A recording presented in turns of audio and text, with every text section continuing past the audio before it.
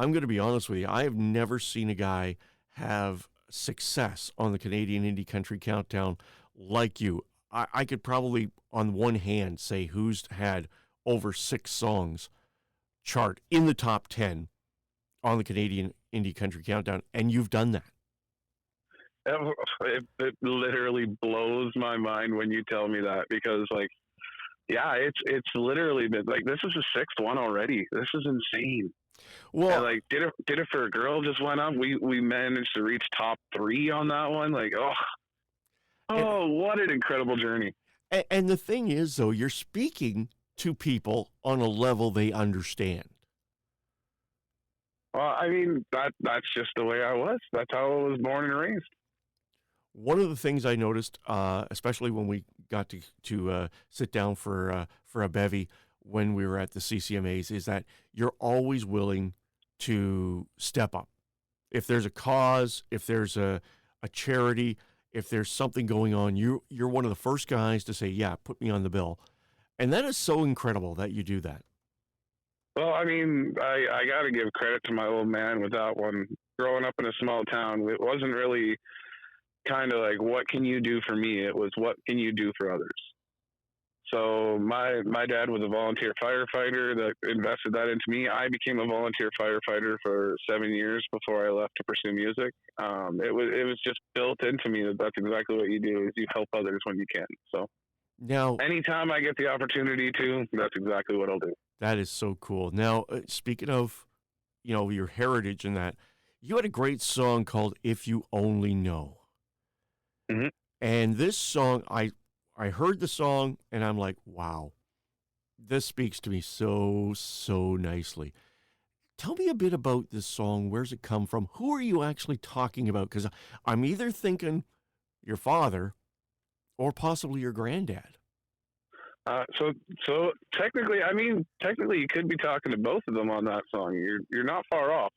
The song was written by Jesse Slack. So my father passed away on my 30th birthday. He was out of town. He was a long haul truck driver, and unfortunately he had a heart attack while he was sleeping.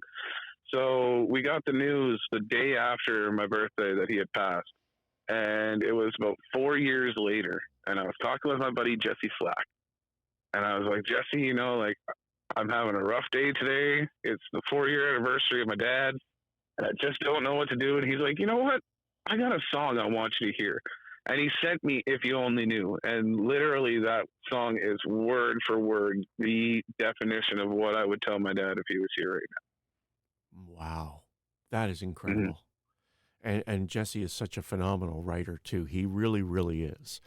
To be able to capture that is incredible. Much appreciated. Yeah, it was, I put my heart and soul into that song, and I think it really shows. Oh, it does. I will tell you that right now, because I almost I could feel the memories wanting to leak out of my eyes. There's no doubt about it. One of the things I noticed is a lot of people look at you and say, "Oh, he's a tailgate guy." That's his genre, his tailgate country. But you have mixed it up quite well with the way you've picked your songs. I am always about a party, to be honest with you. The tailgate country, the backroads country, the outlaw country, whichever one you want to call it. Those are the ones that'll get your blood pumping. But then we got the brand new single, For the Last Time, and that's the one that'll get you dancing. And then you've got "If You Only Knew," and that's the one that'll make you think.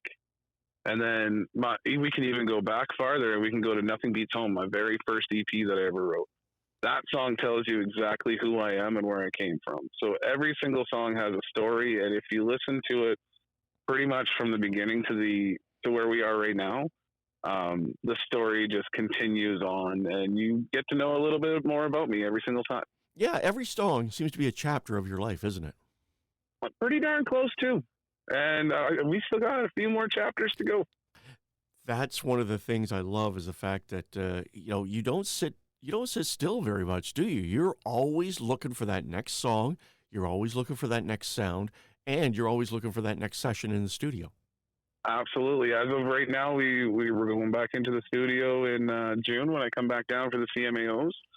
And yeah, we got 2 more songs on the burner, possibly 3.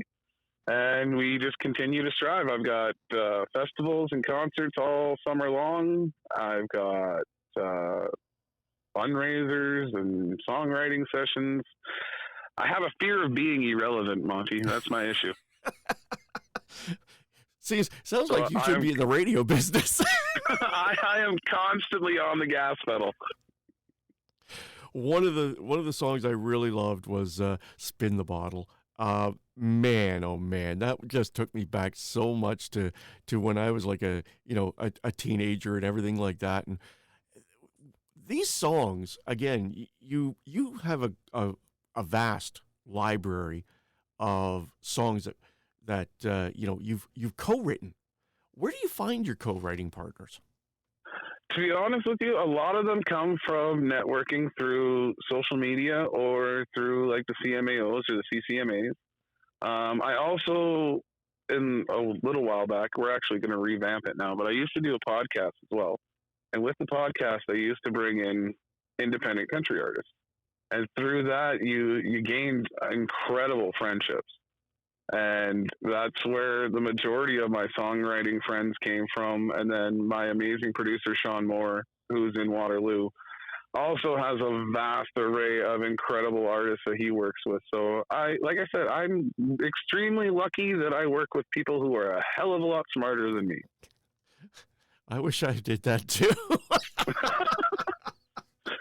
And that's my advice for anybody out there right now. Make sure you are the dumbest person in the room. Because if you're the dumbest person in the room, you're going places. Well, you get so much great advice, and that Waterloo area, and the producer that you works with some other great artists as well that we've heard the connection from, and this whole networking thing seems to be one of the best things going. Because every time you hook up with another writer, you're producing a great song. Mm-hmm.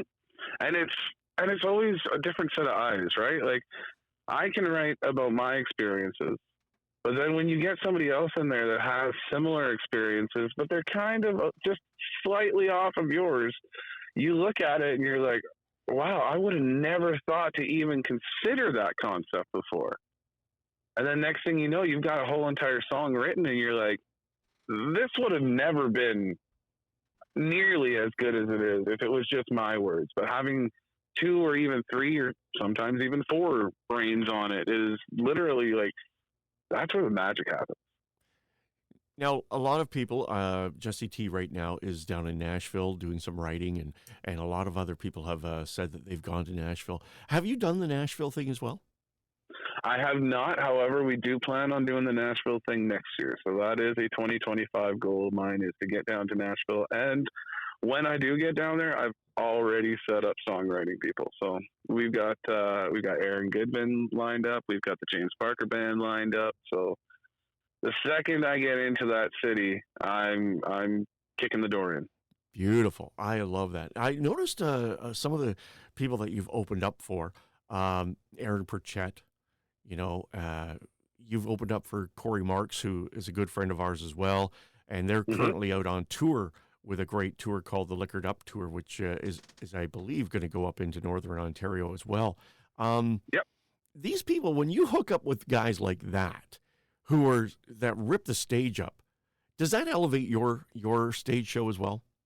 1,000%. So I've always had this mentality anytime I go to a show, and it could be a headlining act, it could be a local show, it does not matter to me. Anytime I go there, I am standing there with a pad and a piece of paper in my hand, watching the stage and analyzing it. Like I just saw Brett Kissel the other day. Luckily got front row for it, which I've never been front row to a concert before, and that was one heck of an experience. But while you're sitting there, you're looking at it, you're like, wow, he's doing this, or he's singing this, or he's even just the way he's talking to the crowd, or how the lights are being presented on the stage, how the stage is set up, why is the drummer over in this corner over here? Like all these questions that I always have. And then we incorporate it into our own set. So if you've seen any of the major acts in Canada. There's a really good chance that if you come to my show, you'll notice a couple of little things here and there that I've picked up from them. Taking an element from guys like that and putting it into your own show, yeah, that's the whole key, is to create your show. Even though you're picking and choosing from other people, you're making it your show, and that's you, and that's got to be something kind of cool, because now the audience is going, oh wow, this is a whole new element. Exactly, yeah. And I've been lucky enough that when people come up, they tell me, they're like, my favorite quote of all time, my favorite compliment is, I really don't like country all that much, but you guys just killed it tonight. How many times have you converted non-country people to country music because of your shows? I would honestly say that I have a very high conversion rate, and I got to give it to my band, Back 40 Entertainment.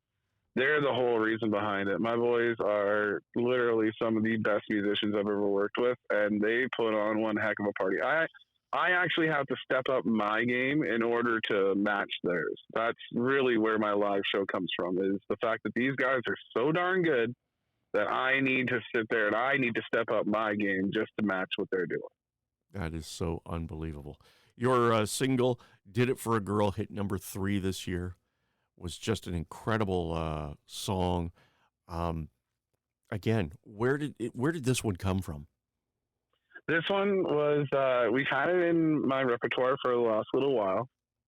It was one of the songs that I always wanted to record, but we were doing Spin the Bottle at the time, and we had If You Only Knew coming up, so we put this one back. But yeah, this one was from Elias James and Rick.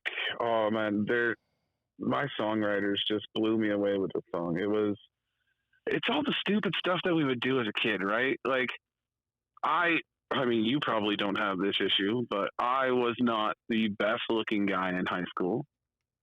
And the girls didn't swoon to me all the time. So I had to go out and do things that were probably a little bit daredevilish, but it got the attention of people. I would be that kid that would take his car and I'd pretend like I was in a NASCAR circuit, which I do not recommend to anyone.